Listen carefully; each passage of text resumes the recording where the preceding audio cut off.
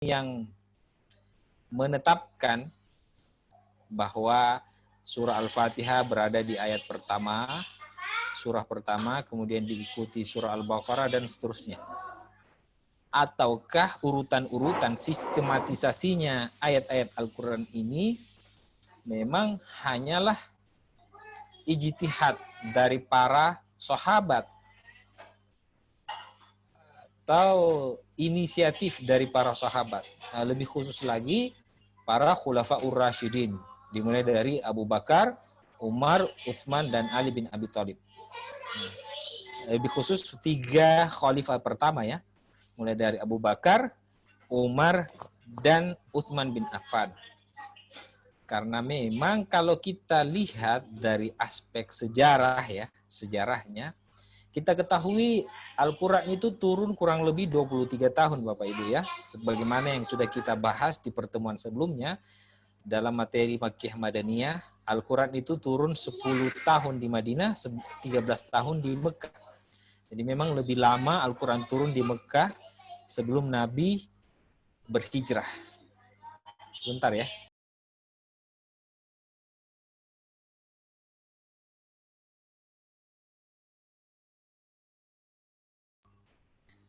Jadi memang ibaratnya Al-Quran itu punya periode. Ada namanya periode Makkiyah, ada periode Madaniyah. Kita sudah bahas di pertemuan sebelumnya. Nah, ketika Al-Quran turun pada saat periode Makkiyah, kita ketahui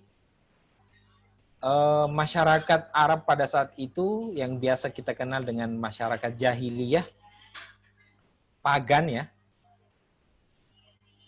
yang memang secara kultur, budaya itu dianggap terbelakang. Satu-satunya yang menjadi daya tarik orang datang berduyun-duyun ke kota Mekah adalah Ka'bahnya. Dan memang Mekah sebagai semacam sentral perdagangan pada saat itu. Jadi kalau ada namanya Rihlatas Syita'i was-Saif li'ilafihim li'ilafi Quraisy ilafihim Rihlatas Syita'i was-Saif. Kalau musim Saif, musim panas, mereka ke Yaman. Tapi kalau musim dingin mereka ke Mekah.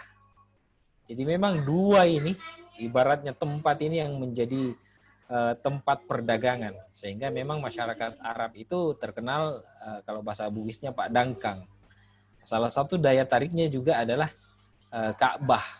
Ya, karena memang menjadi semacam ritual sejak zaman Nabi Ibrahim, orang mengunjungi Ka'bah untuk bertawaf mengelilingi Ka'bah. Jadi memang ada daya tarik tersendiri. Nah, ketika Al-Quran turun, ini terkait dengan sejarah penulisannya ya. Al-Quran kita yang kita baca sekarang ini ya tentu tidak seperti dulu ya. Al-Quran turun tidak dalam bentuk tulisan. Karena memang masyarakat Arab pada saat itu masyarakat jahiliyah.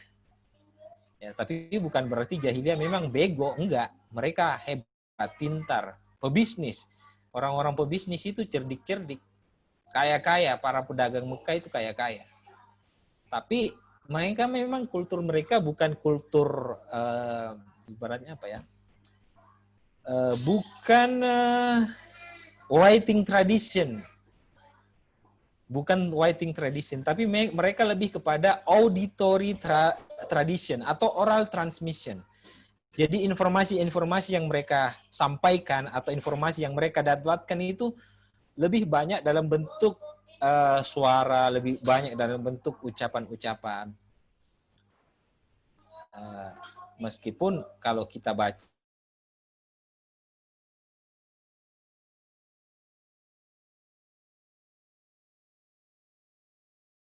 kemudian ditempelkan di dinding Ka'bah. Tapi bukan itu yang utama. Nah, sama ibaratnya kita sekarang ini, eranya ke sekarang ini kita era teknologi. Kalau mereka dulu lebih kepada auditory tradition. menyampaikan syair, berpuisi, semacam buat pantun. Nah, mereka punya tradisi seperti itu. Waktu turun pertamanya Al-Quran ya. Dan Al-Quran itu belum ada, belum banyak. Makanya pengumpulan pertama kali Al-Quran itu masih dalam bentuk jam'ul Quran fi sudur. Mengumpulkan Al-Quran di dada para sahabat. Artinya dihafal. Al-Quran itu hanya sebatas hafalan saja. Belum dalam bentuk tulisan-tulisan. Apalagi seperti sekarang kita. Dalam satu buku. Lembaran-lembaran kertas. Belum.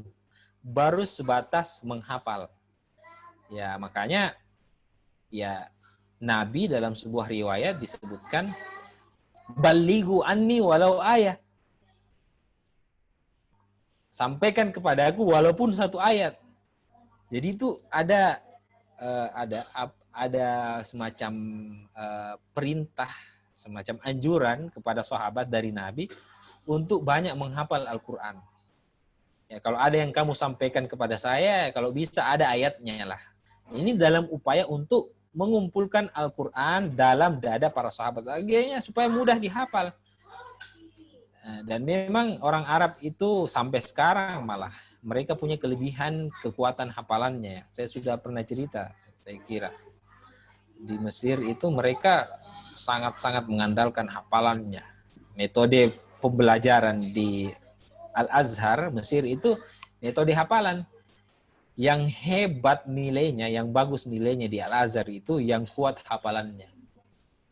Jadi kalau mau ke Mesir kuliah jangan berani kalau tidak bisa menghafal. Bukan Al-Quran saja, tapi diktat-diktat perkuliahan. Jadi buku-buku yang dikarang oleh dosen-dosen, ya hafal seperti menghafal Al-Quran.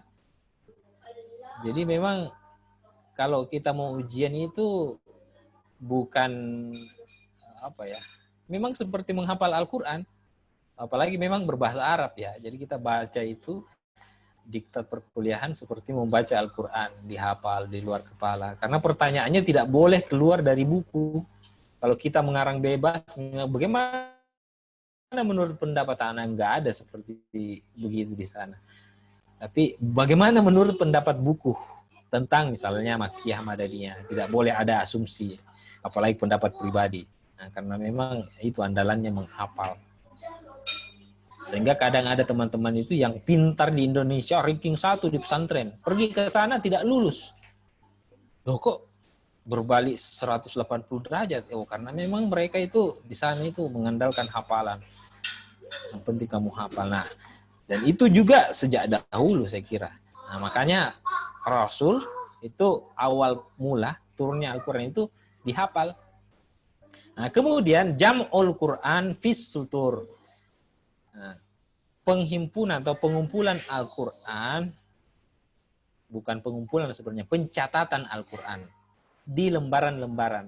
Nah, lembaran-lembaran bukan dalam artian kertas seperti sekarang ya.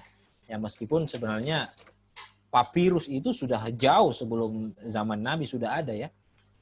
Ya, tapi memang masih terbatas waktu Nabi hidup pertama kali di Mekah. Di awal risalah kenabian. Sehingga pencatatannya itu sangat terbatas. Di pelepah kurma, di tulang-tulang, di bebatuan, hanya sebatas pencatatan. Nah, itu di periode Mekah pertama, nanti kita akan bahas periodisasi tentang Makkiyah dan Madaniyah dalam perspektif orientalis yang sedikit berbeda dengan apa yang kita pahami sebelumnya. Sengaja saya simpan untuk materi hari ini karena ada kaitannya. Nah, sebelum itu kita jelaskan dulu periode Madaniyah. Nah, Nabi di Mekah sudah ada perintah ya kepada sahabat untuk mencatat Al-Quran ketika diturunkan kepada Nabi. Jadi ketika Al-Quran turun, ya hanya inisiatif sahabat saja. Oh, kebetulan ada misalnya batu, turun Al-Quran, dia catat. Kebetulan ada di sampingnya pelepah kurma, dicatat lagi, digores-gores. Atau mungkin ada tulang-tulang dicatat. Ya ala kadarnya saja, acak penulisannya, pencatatannya. Makanya dalam riwayat Nabi mengatakan la taktubu anni ghairal Qur'an wa man kataba anni ghairal Qur'an falyamhu. Jangan kalian menulis, mencatat-catat selain dari Al-Qur'an. Siapa yang mencatat-catat, menulis-nulis selain Al-Qur'an, hendaknya dihapus itu catatannya. Apalagi catat-catat seperti yang dibawa kolong jembatan itu ada tulisan-tulisan itu.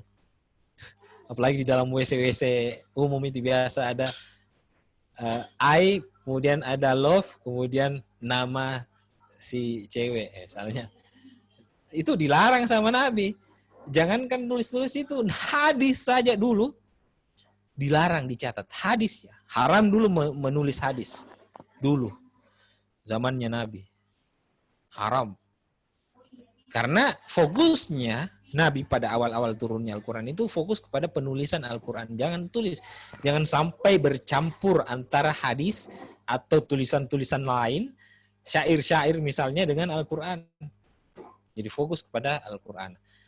Nah, kemudian lambat laun fokus para umat Islam pada saat itu di samping menahan serangan dari kaum kafir musyrik Makkah, ada upaya untuk melakukan ekspansi ke daerah-daerah yang ada di sekitar Makkah, di sekitar Arab Saudi.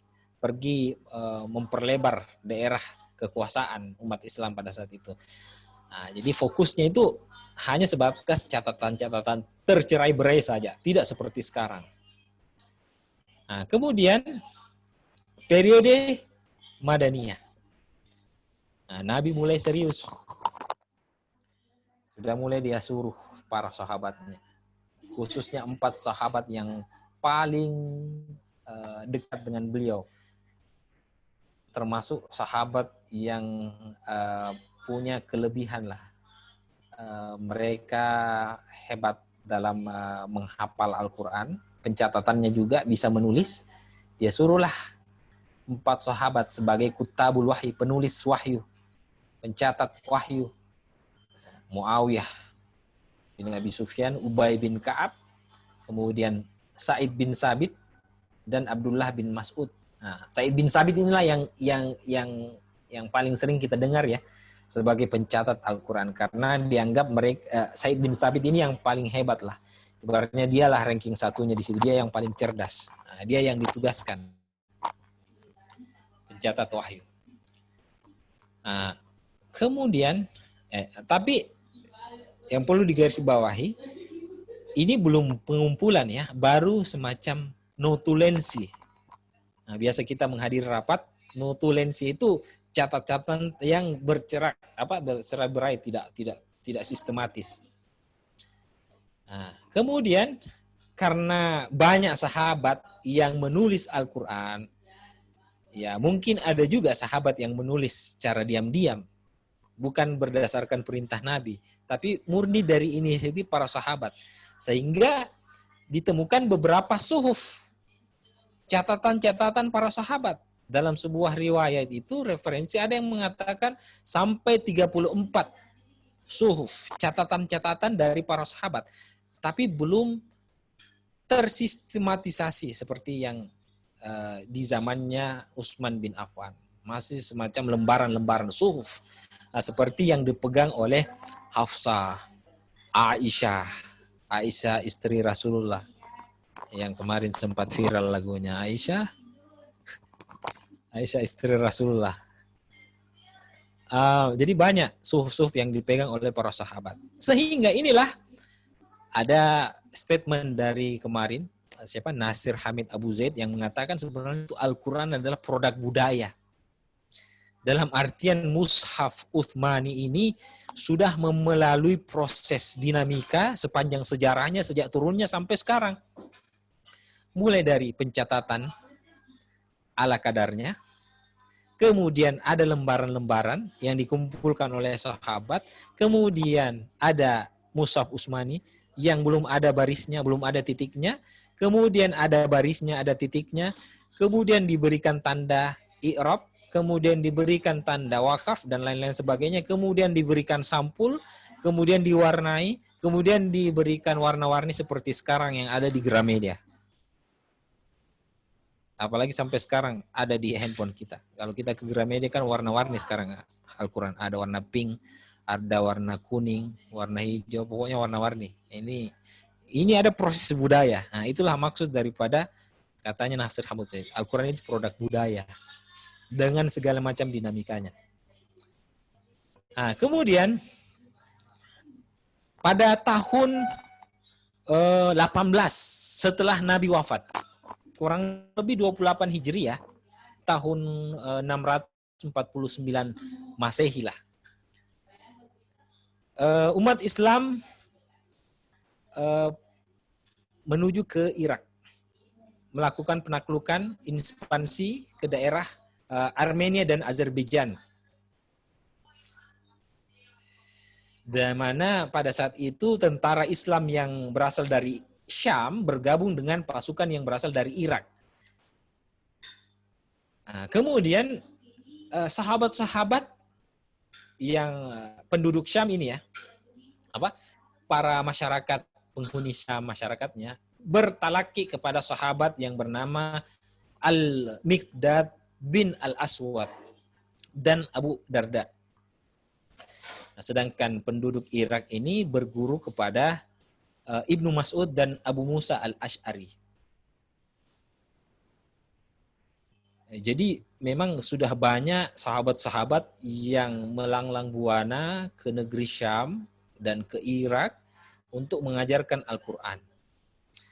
Nah, tapi karena kita tahu setiap daerah punya logatnya masing-masing, punya lahjahnya masing-masing. Nah, di Indonesia saja ada logat Banjar, ada logat Sulawesi, logat Sunda, Zainuddin MZ. Orang Sunda tidak bilang Zainuddin MZ, padahal tulisannya Z ya. Zainuddin MZ. Zainuddin MZ. Al-Fatihah biasa dibaca Al-Fatihah. Orang Sulawesi susah bilang shin atau suka bilang shin. Ihdinas syiratal mustaqim. Biasa kelebihan huruf G-nya. Mabut di laut ikan. Nah, itu logat, itu pengaruh itu.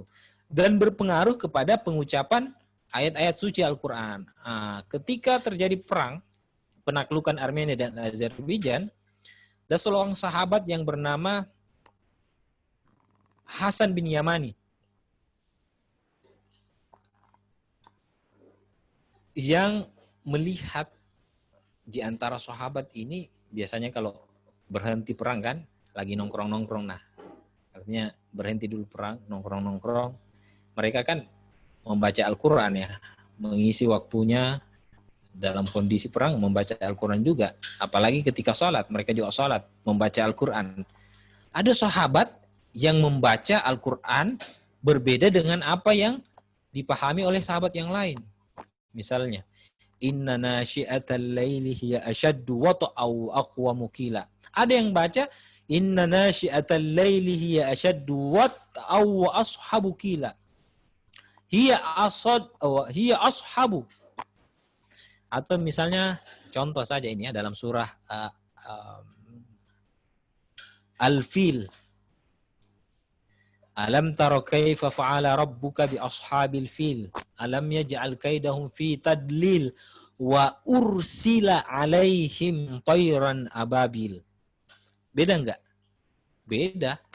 Kalau yang kita kenal kan wa arsala alaihim. Ada bacaan yang bunyinya wa ursila alaihim tayran ababil. Atau ada juga yang membaca wailul likulli humazatil lumadha alladzi jamma'a malau wa addada. Alladzi jamma'a malau wa addada. Apalagi surah-surah yang lain banyak sekali perbedaan.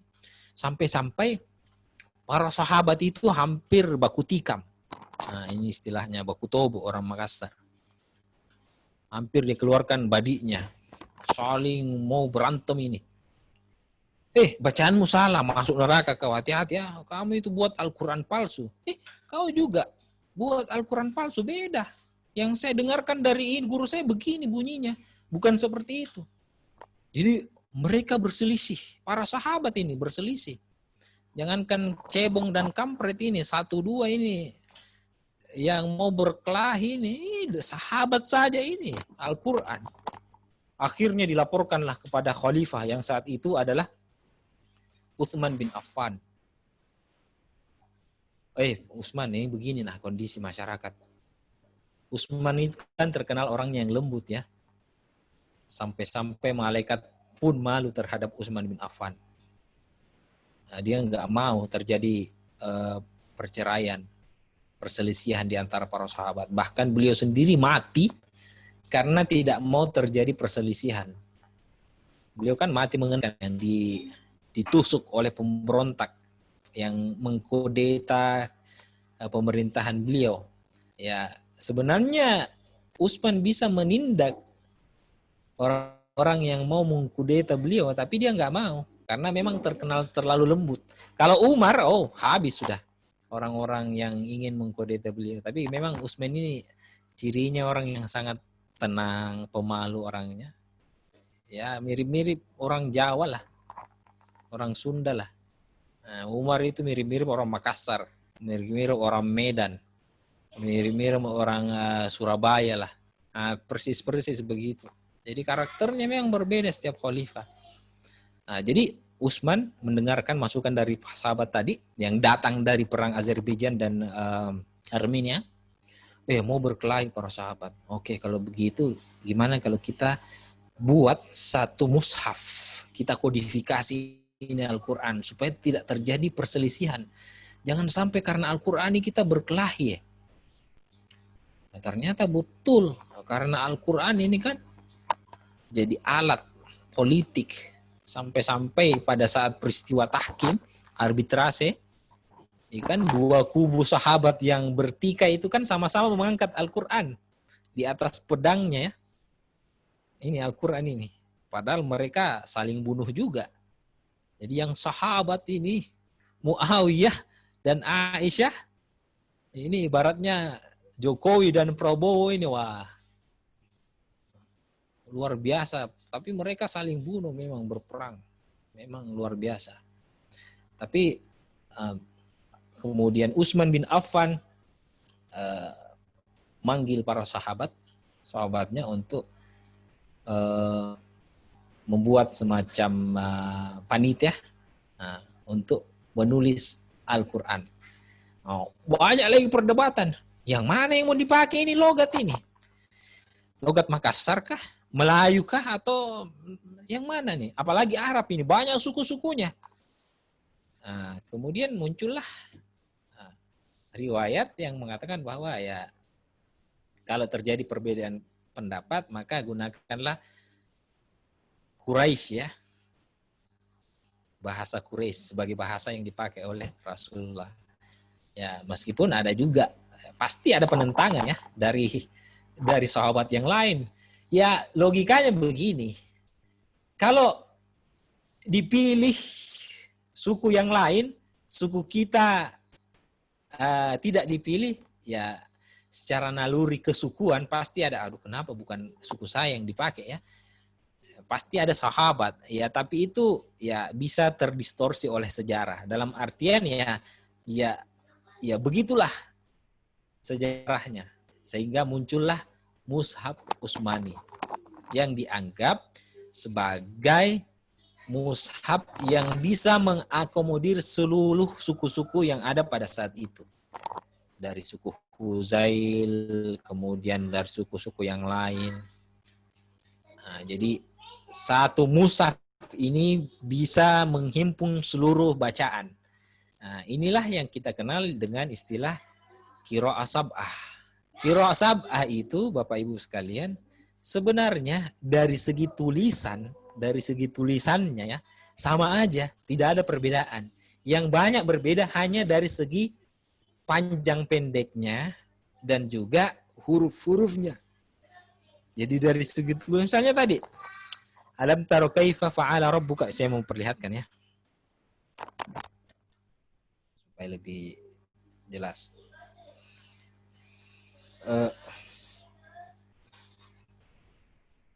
Sudah kelihatan nggak? Saya mau lihatkan. Ini aplikasi yang luar biasa ini.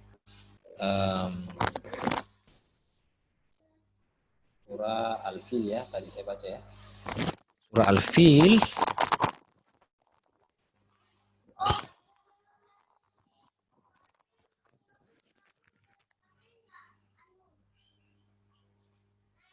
Meskipun ada juga yang berusaha membuat satu surah mirip-mirip sama surah Fil kan. Musailam al-Kadzab di Mekah terkenal sebagai orang yang mau membuat Al-Quran palsu. Al-Fil, wa mal fil, wa ma adraka mal fil, lahu khurtumun tawil, wa lahu zail. Gajah, tahukah kamu apa itu gajah? Gajah adalah binatang yang punya belalai dan gading.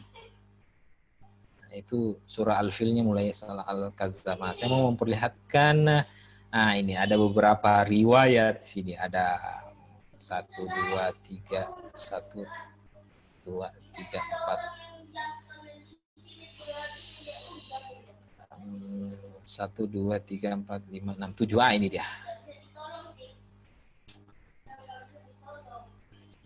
Semoga sudah lihat belum ya? Share. Kelihatan nggak? Nah, yang kita biasa baca itu adalah riwayat dari Asim. Nah ini, Hafs an Asim. Kelihatan ya? Alam tara kaifa fa'ala, yang tadi ayat ketiga ya, wa arsala alaihim, ini yang kita baca ya. Anggaplah kita hilangkan barisnya di atas. Hurufnya tetap sama, wa arsala. Coba kita lihat bacaan yang lain.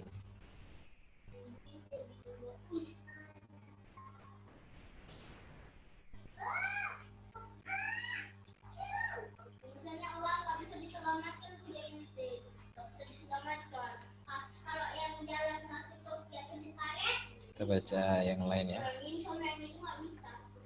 Ini dari riwayat Al-Bazzi an Ibnu Katsir. Dari riwayat Kumbul, jadi ada 14, Arba'at Asyar.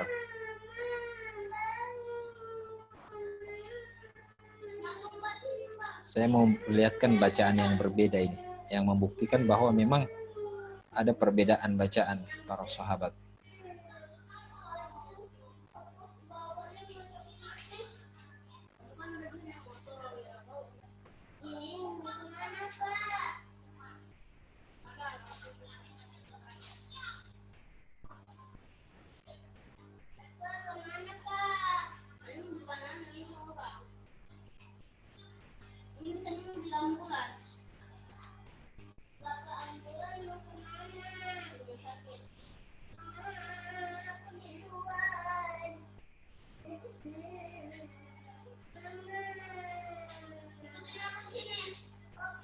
Nah ini.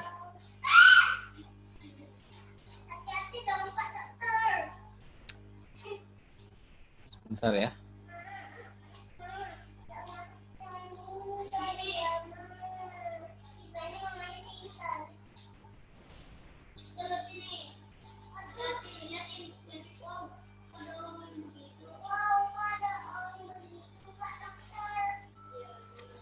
Ah ini.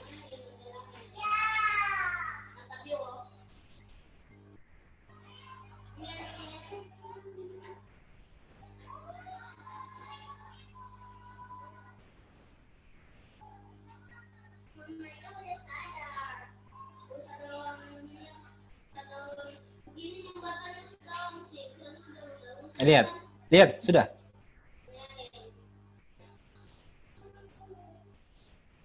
Halo? Kelihatan nggak?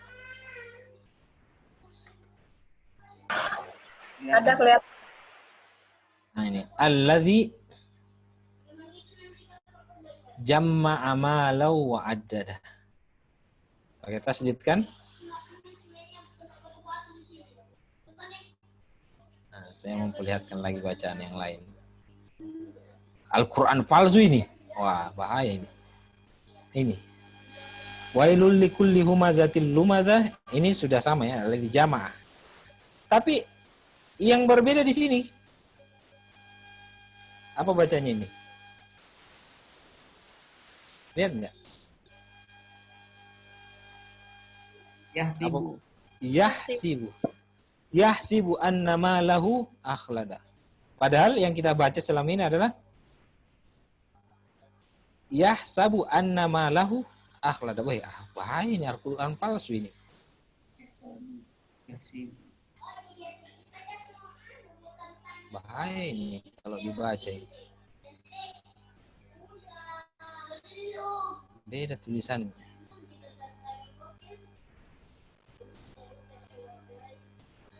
Ini kita coba lihat yang lain.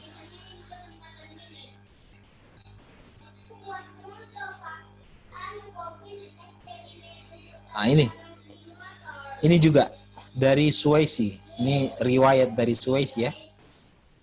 Yahsibu annama lahu akhlada kalla la yumbadanna fil hutama, enggak ada bedanya. Ah, ini yang beda. Wa ma adrika. Nah, ini wa ma adrika ini tandanya. Sebenarnya tulisannya sama, cuman bacanya aja yang berbeda. Adrika mal hutama narullahil muqadah allati tattali' alayya, atau allati tattali' alal afidah. Jadi dia ini seperti apa kalau dalam ilmu tajwid? Idgham bigunnah atau izhar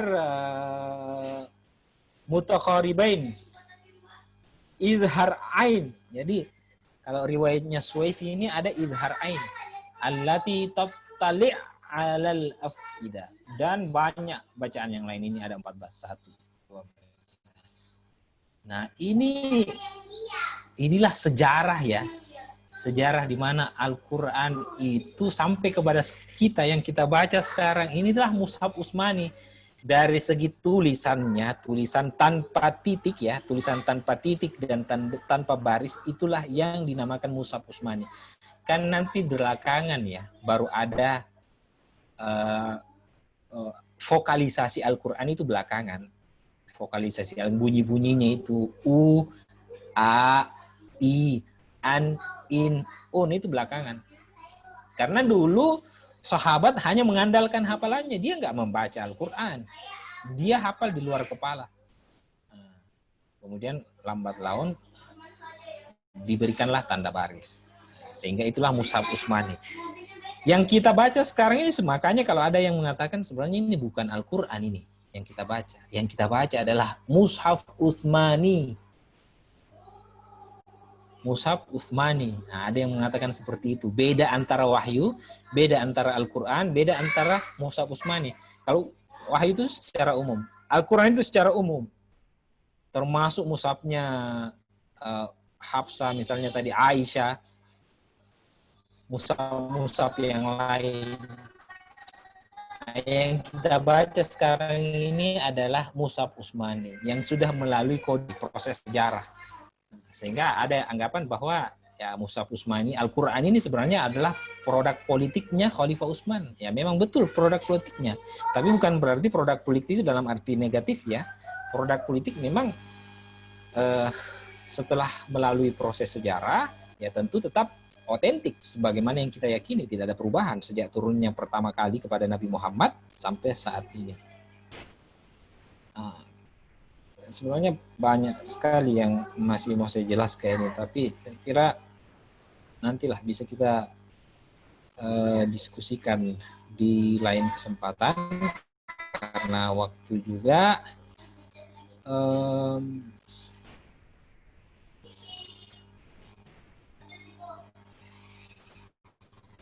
Jadi itulah Al-Quran yang kita baca sekarang sudah melalui perjalanan yang sangat panjang. Bayangkan ini berapa tahun ya? Sekitar 1400 tahun ya.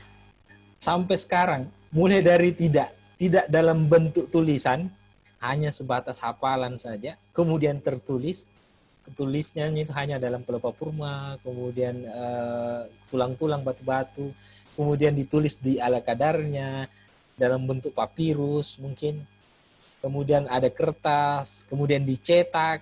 Nah, ini kan sejarah percetakan itu baru muncul di abad ke-20 saat revolusi Inggris ya. Sewaktu ada revolusi industri, baru ada percetakan situ, belum tersebar ke seluruh penjuru. Nah, sekarang sudah tersebar. Sekarang sudah masuk ke Android kita masing-masing. Bahkan nanti sudah akan masuk ke artificial intelligence nanti. Pikiran saya nanti itu Al-Quran sudah ada di chip, tidak dalam bentuk lembaran-lembaran lagi. Sudah ada di otak kita, masukkan di chip, seperti yang dilakukan oleh siapa? Pemiliknya Tesla.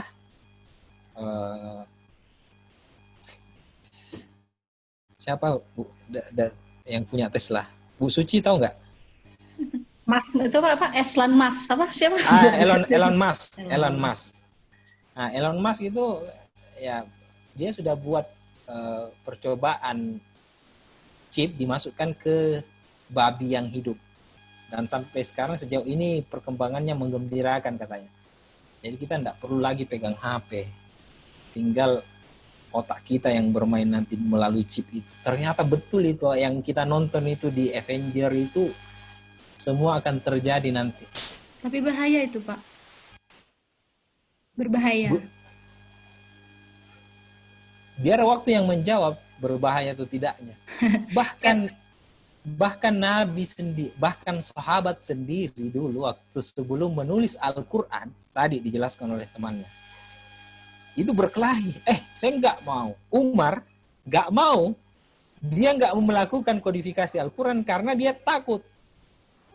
Termasuk Abu Bakar. Saya nggak mau melakukan sesuatu yang tidak pernah dilakukan oleh Nabi.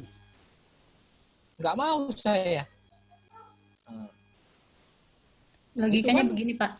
Bahaya bagi sahabat dulu seperti itu. Jangan sampai ini bahaya nih kalau ditulis ini terjadi apa-apa. Nah, kalau nanti ini bukan Al-Quran ya, dalam kasus yang lebih umum ya. Misalnya Al-Quran tidak hanya dalam aplikasi ya, hanya dalam bentuk chip saja nanti, dalam bentuk artifisial. Kalau bukan Al-Quran minimal tafsirannya lah dalam bentuk artificial intelligence. Nah, sama seperti kalau kita buat aplikasi. Nah, Bu Darmilawati ini hebatnya ini. Artificial intelligence misalnya kalau kita main Instagram ya, langsung tiba-tiba ada kacamata kita. Itu secara dasar artificial intelligence itu langsung muncul. Oh, ini mendeteksi ini mata ini. Oh, kalau mata ini berarti kasih kacamata. Kemudian kalau dia model kepala, oh berarti di atasnya ada ada topi misalnya. Nah, bayangan saya nanti tafsir akan dalam bentuk artificial intelligence.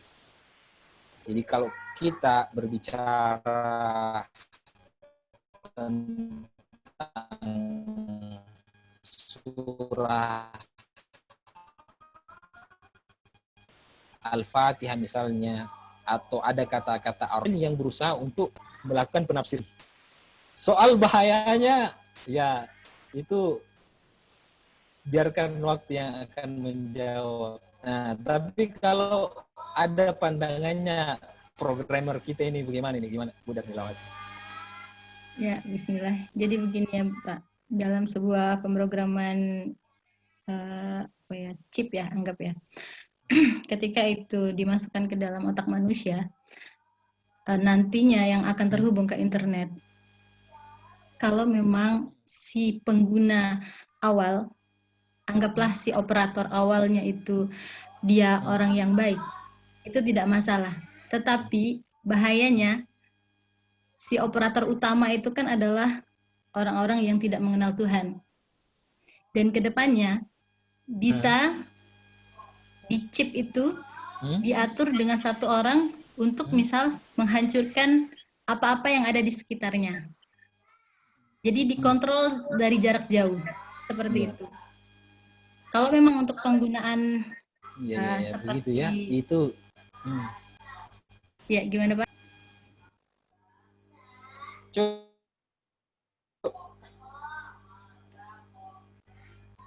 Gimana? Jadi intinya kedepannya nanti seandainya ada alat tersebut Ah, Saran saya sebaiknya jangan digunakan, hmm. jangan sampai ada yang disuntikan ke dalam otak atau badan manusia. Karena itu akan kita akan bisa dikontrol oleh orang lain. Kecuali kalau misalkan hanya barang seperti handphone, Iya, itu tidak masalah. Tapi kalau ke iya. otak atau ke badan manusia, itu akan dengan mudah mengendalikan orang. Oke, baik. Terima kasih Bu Nabila. Masalahnya sekarang HP juga meskipun tidak di otak, tapi otak kita selalu ke HP. Gimana itu? Otak kita kan selalu di HP. Bangun pagi ini yang selalu kita cari pertama kali HP. Meskipun chip di HP ini tidak di otak kita, tapi otak kita yang selalu lari ke HP. Nah, dan sebenarnya yang saya baca ya, memang tujuannya ya wallahu alam kalau ada udang di balik batu, tapi kita berusaha untuk mengobati penyakit seperti demensia atau pikun, Parkinson dan cedera tulang belakang ini. Ini untuk pengobatan, katanya untuk mengobati orang-orang yang sempat pikun mungkin. Nah ini jadi memang makin memperpanjang umur nanti ini. Orang-orang tua ini yang susah sudah berpikir ini dengan adanya chip ini tujuannya sih itu. Ya wallahu alam seperti apa yang akan terjadi. Tapi pikiran saya 20 tahun, 30 tahun, 100 tahun yang akan datang ya akan ke sana.